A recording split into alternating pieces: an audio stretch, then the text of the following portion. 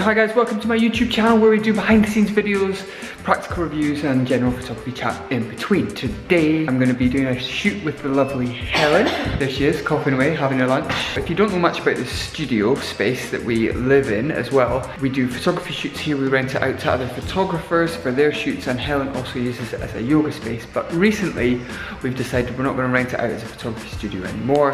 I'll just use it for my own shoots and Helen will teach her own clients here. I've had my helmet on, that's why my hair is mental. We're making the most of it. I go to Inverness in a couple of days and Helen is going away on a yoga teacher training for the week to teach pregnant ladies. So we're going to make the most of the studio today. A little shoot for Helen's social, website, whatever else she needs to picture. I'm going to continue the how to set up your shoot in a studio style videos that I've been doing. I need to come up with a catchier name for those. I set up the backdrop, I'm going to set up the lights, and I'll talk you through how I set up the lights and why I set up the lights like that. So in future, if you're in the studio and you're looking for a nice simple lighting setup, you can use this as a reference and hopefully it gives you a good starting point.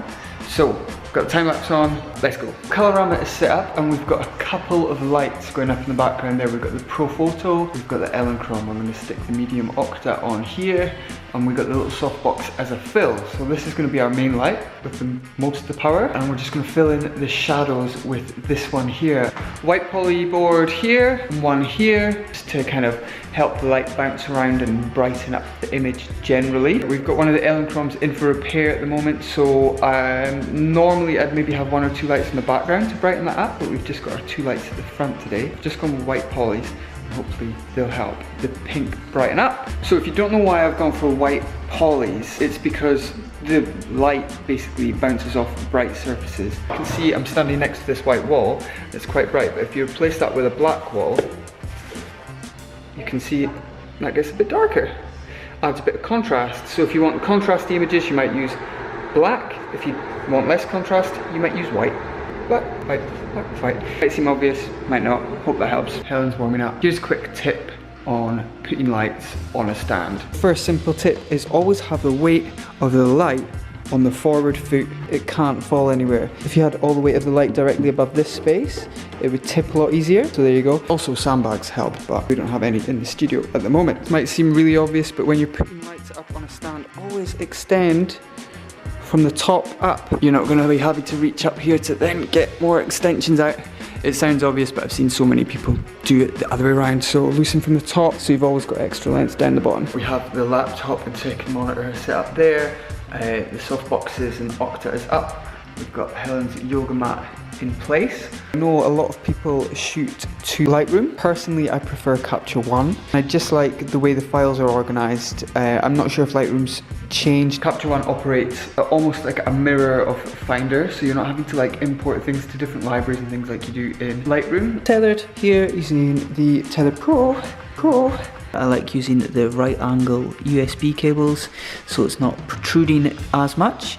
I'm going to start on a tripod today. We are using the Pro Photo 7B pack. Like I said, our second Helen Chrome is in for repair because it's been battered for a year here in the studio. So I'm using the Helen Chrome trigger to trigger this here. That has the receiver built in, and then we are on the slave here, so that will sense this flash going off through light sensitivity varies, and they'll all flash at the same time. As you can see here, we've got the cable running to the pack, and we've got the power cable there. If it was a commission shoot, we're on set and there's a lot of people around, I would gather those around, but it's just myself and Helen today.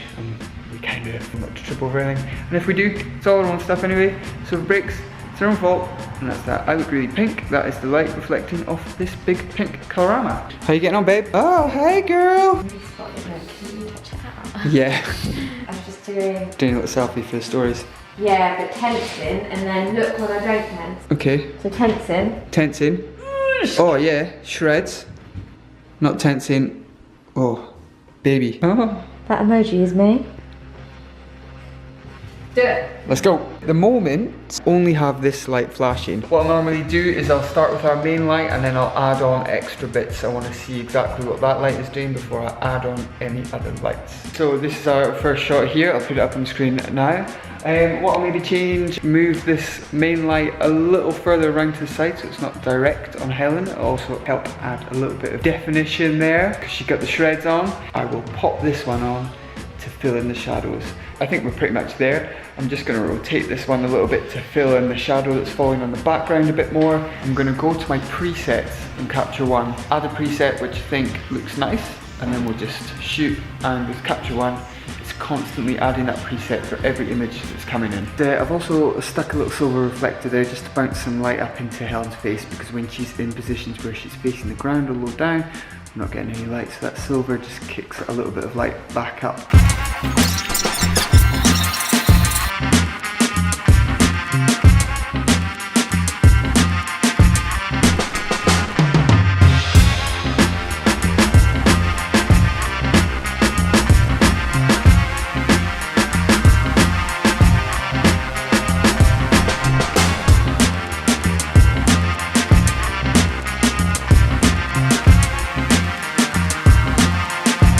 Client approval. Yeah, we did some gifts today. I hope that gives you a rough idea of like setting up a studio. So I've got the other video which I will link in the cards above of how to set up a backdrop. I think roughly today we went how to set up a light with one light and then with the fill. If there's anything you'd like me to elaborate on that I have mentioned in the video and you're like, oh, what's that thing he's doing, please let me know in the comments or drop me a message on Instagram or wherever. I'll do my best to explain or maybe even make a video regarding your question. Thanks very much for watching, guys. I'm off to Inverness, not tomorrow but the next day, and I'm going to kind of like vlog that I think and hopefully get some photography things in, and yeah, see you in the next one. Cheers. Bye.